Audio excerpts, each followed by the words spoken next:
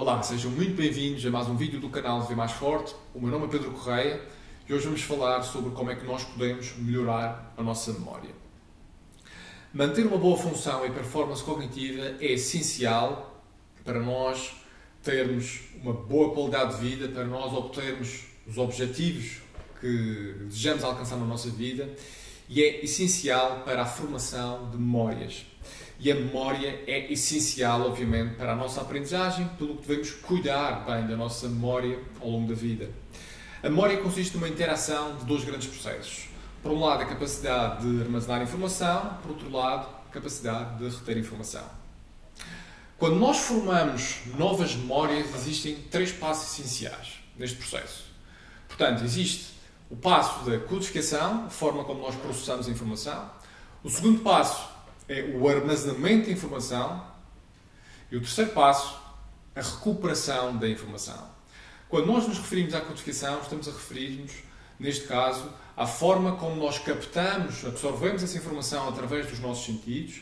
E quanto maior o número de sentidos envolvidos, ou seja, estamos a falar da audição, da visão, do olfato, do tato, do paladar, ou seja, maior será a nossa capacidade de retenção.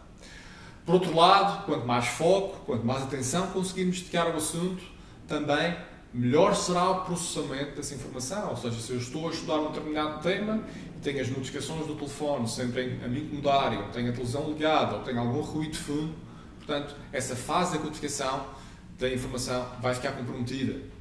Por outro lado, temos ainda, se houver um significado emocional associado àquela matéria que eu estou a estudar, se aquela matéria for emocionalmente relevante para mim, eu também vou ter possibilidade de reter melhor essa informação.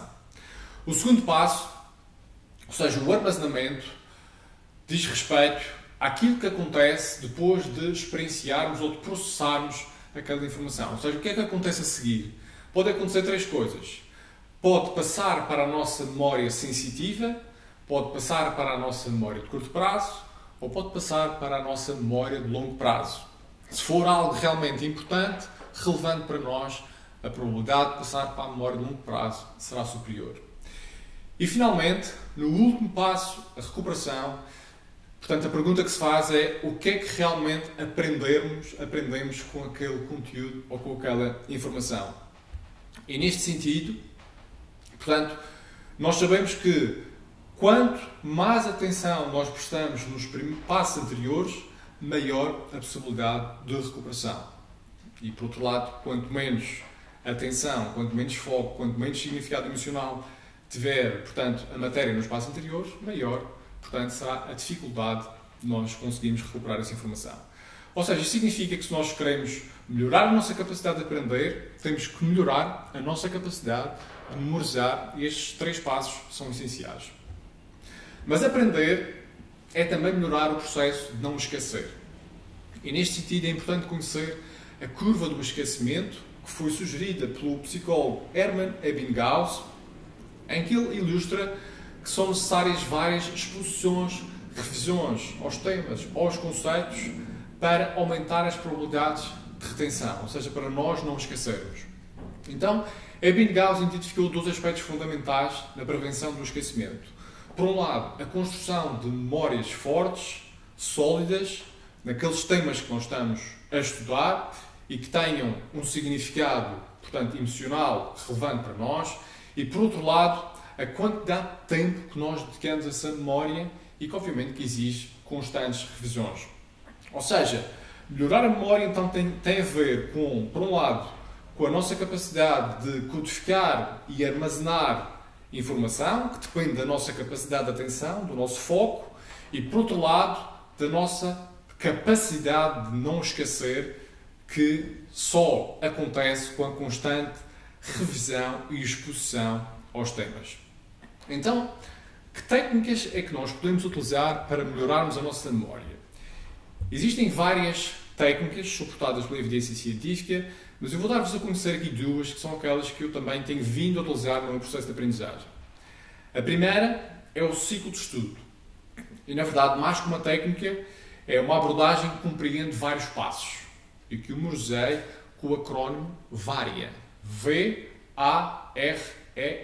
Ou seja, V de visualização, A de atenção, R de revisão, E de estudo e A de avaliação.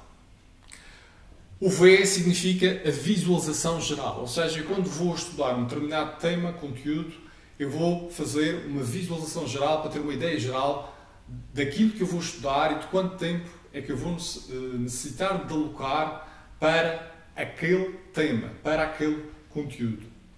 Isso permite-me dirigir a atenção de uma forma mais focada àquilo que vem a seguir. Depois vem, neste caso, a atenção. Portanto, e obviamente, quando eu estou envolvido no material, eu vou tomar notas, vou fazer esquemas, vou fazer desenhos, diagramas, vou fazer perguntas, eu vou dialogar, de certa forma, com o material para retirar o mais possível daquilo que eu estou a estudar e vou estar completamente focado, portanto, naquele material, preferência em silêncio. Depois vou fazer uma revisão, vou perceber aquilo que consegui cobrir durante os blocos de trabalho que eu defini para aquele tema. E então, depois é que vou passar para o estudo.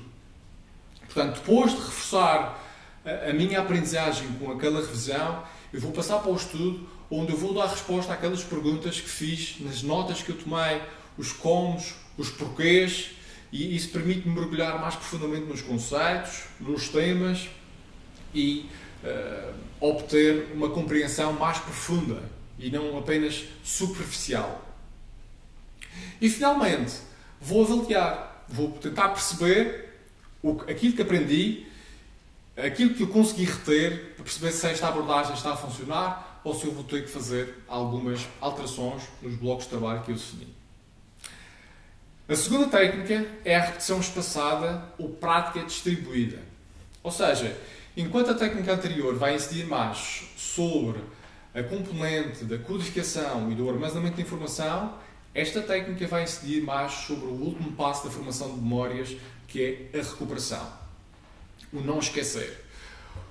O nosso cérebro precisa de tempo para fazer as conexões entre os conceitos e as ideias que nós estudamos e precisa também de descanso e recuperação. E não nos podemos esquecer que, nesse sentido, o sono é essencial para a formação de memórias. Portanto, se nós não estivermos a dormir bem, a nossa memória vai ficar comprometida. Vejam o vídeo que eu fiz sobre o assunto em que expliquei as diferentes fases do sono. Portanto, mas o que é que pode ser isto na prática? Esta técnica em particular. Imagine aqui, ao longo de uma semana, na segunda-feira de manhã, eu vou estudar um tema durante algum tempo, vamos pensar ali 20, 30 minutos ou mais, e à noite vou fazer uma revisão desses assuntos que estudei, 15, 20 minutos dos temas. Na terça-feira de manhã, eu vou tentar recordar de forma ativa, sem olhar as notas, aquilo que eu consegui reter. E vou prestar atenção àquilo que não consegui reter para depois fazer nova revisão à noite. Então, depois, na quarta-feira, vou fazer novamente revisão das notas, eu vou dedicar mais alguns minutos, 10, 15, 20 minutos, portanto, às notas que tomei. Na quinta-feira, vou tentar novamente recordar esse conteúdo e vou tomar nota do conteúdo que não me consegui lembrar. E na sexta-feira volto a fazer o mesmo. Portanto, vou tentar recordar de forma ativa aquilo que não consegui recordar, aquilo que consegui recordar. E o que é que acontece? Acontece que ao longo desta semana eu estudo, faço revisão, relembro esta informação pelo menos 5, 6 ou 7 vezes. Ou seja, mais que uma leitura passiva, eu estou a tentar recordar ativamente aquilo que aprendi e a frequência na exposição destes conteúdos é muito mais importante que a sua duração. É a mesma lógica que quando eu vou treinar no ginásio, quando vou fazer algum tipo de exercício físico. Eu quando vou treinar, não vou treinar 3 ou 4 horas seguidas. Não é? Eu vou treinar, vou dividir as minhas sessões de treino várias vezes por semana, que só assim é que o corpo pode ficar mais forte, porque é preciso haver recuperação. E aqui, com a aprendizagem, também é a mesma coisa. Portanto, o nosso cérebro precisa de tempo para nós conseguirmos processarmos as nossas memórias. E, neste sentido, é durante o sono que isto acontece e por isso é que nós temos que privilegiar o nosso sono para ter também uma boa memória. E são estas, portanto, as informações que eu queria partilhar convosco. Portanto, perceber como é que se processam as memórias, quais são os passos fundamentais da memória, que técnicas é que nós podemos adotar no nosso dia-a-dia para melhorarmos a nossa capacidade de memorizar.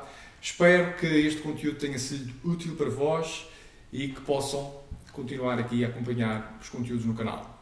Um abraço e até à próxima.